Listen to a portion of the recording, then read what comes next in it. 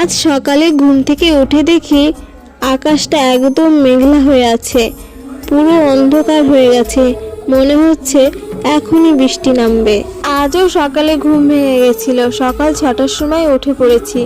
সবাই ঘুমিয়েছিল, আমি উঠে পড়েছি। পিসি, ঠাকুমা, বাবা, ভাই সবাই শুয়েছিল। আমি উঠে প্রথমে রান্নাঘরে দেখলাম যে পাইপটা অনেক কালি পড়ে গেছে। 1 সপ্তাহ আগে পরিষ্কার করেছিলাম, রান্নার সময় অনেক ধোয়া হচ্ছে।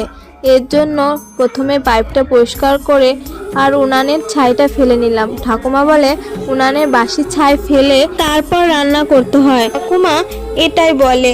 তারপর উঠান ঝাড় দিয়ে বাবাকে দিলাম মুড়ি খেতে।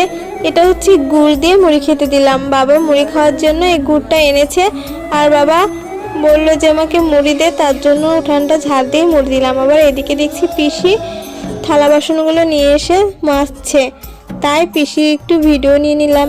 আর এদিকে এই যে আমার দাদার মেয়ে আমার কোলে এসে বসলো। এদিকে বাবাকে খেতে দেখেছি গুড় দিয়ে মুড়ি। বাচ্চা মানুষ যা দেখে এটাই খেতে ইচ্ছা করে।